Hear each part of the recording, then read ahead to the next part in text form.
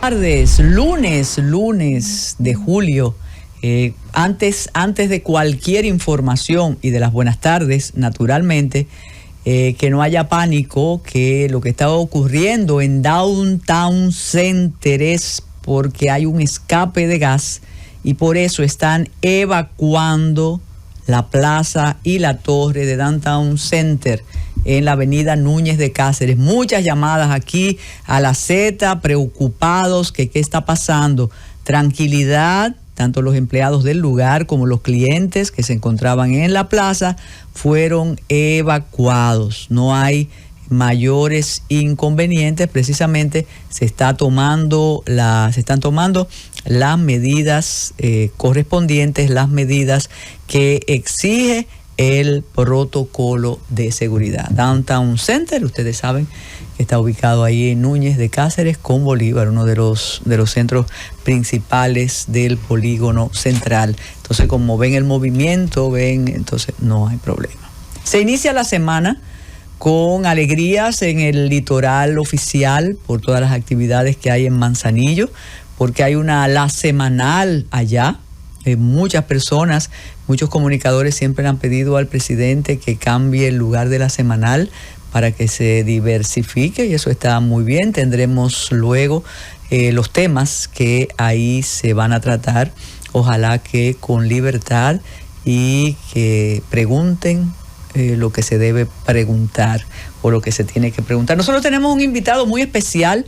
Vamos a hablar de economía, de reforma fiscal, de si procede, no se procede, el mismo tema y las mismas medidas dilatorias antes de enfrentarnos con la reforma, que no debe ser un parcho, sino que debe ser una transformación. Eso no es ahora porque el presidente primero quiere reformar la Constitución.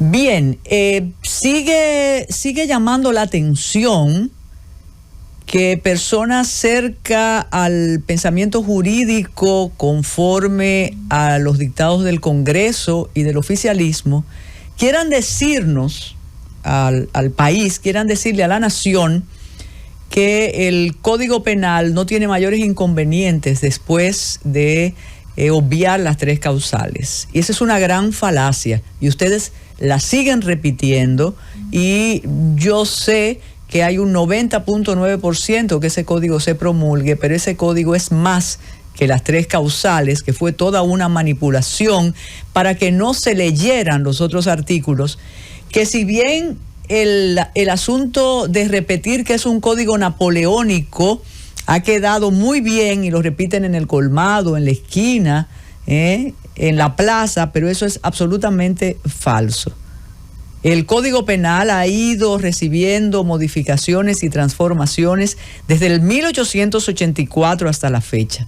Lo que se necesita es una adecuación, crear tipos penales conforme al momento, conforme a la época, modificar penas naturalmente, pero lo que ha presentado el Senado de la República al país es algo que vamos a soñar y a usar un lugar común, que sabemos que cuando el presidente de la República lo lea, dudará antes de promulgarlo. Hemos vuelto a la indefensión de la infancia, hemos vuelto a la legitimidad del abuso conyugal, del irrespeto a la vida en pareja, hemos vuelto a la impunidad y a la inmunidad de las iglesias, a la consagración de la violencia en todos sus tipos. La vocería lo que dice es, tenemos la sanción para quienes usan ácido del diablo. Tenemos 40 años para las personas, los hombres que matan a las mujeres. ¡Qué maravilla! Y el sicariato. Y el problema es que no hay sanciones en relación con la corrupción. Pero es que ese no es el problema de ese absurdo que yo le llamo el Código Genao, del Código Napoleónico. Vamos a pasar al Código Genao sin ningún inconveniente. Por eso quizás la sensatez se imponga en la Cámara de Diputados, pero por favor, no abusen de la población y no sigan diciendo desde los lados oficialistas que solo por las tres causales es que algunos grupos se oponen a ese Código Penal. No abusen de la ignorancia colectiva, que no es así. Hay una realidad en la República Dominicana que se pretende negar, pero los hechos son necios. Y independientemente de toda la algarabía, cuando detienen, sorprenden avionetas, a barcos con toneladas y toneladas de cocaína o de marihuana, creemos que de verdad ya eso es un éxito y que los Estados Unidos confían en que nosotros podemos perseguir a los traficantes. Bien, eso es una premisa válida. Lo que no hemos podido controlar desde hace muchísimo tiempo es el microtráfico. El microtráfico que hace muchos años el hoy presidente de la Cámara de Diputados, el respetado amigo Pacheco, contabilizó hace creo que 6 o 7 años, solo en la capital, que él dijo que había 1000 y tantos puntos de microtráfico. El microtráfico es una realidad incontrolable en la República Dominicana. Y ya nosotros contamos como un hecho común, como que tú hables de que el motorista pasó la luz en rojo. Nosotros hablamos de los pleitos por los puntos de droga en el país, como si fuera algo, el aviso de lluvia del día.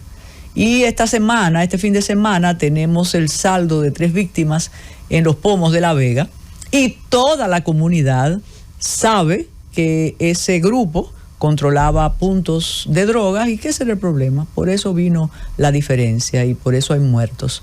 Entonces, ¿cómo queda la autoridad? ¿Cómo quedamos nosotros como sociedad ante esa evidencia? Comentando en un lugar con otras personas dedicadas a la comunicación, el caso de La Vega, me dijeron algo que salió de la agenda, y es que en Cambita, Kiko La Quema se fue, pero el negocio sigue con las mismas garantías que tenía Kiko La Quema. Quizás, y vamos a hacer, vamos también a decir esas cosas que le gusta al establishment que se digan, quizás el presidente no está enterado de ese asunto. Pues mire, entre la tragedia de La Vega y los 3 muertos y aquel caso de Kiko La Quema que fue celebrado con algarabía, una cruel algarabía, le decimos que el negocio sigue en Cambita y que se fue Kiko, pero quedaron los sucesores. Y así seguimos construyendo el país imaginario, el país que queremos, pero definitivamente el país que no es.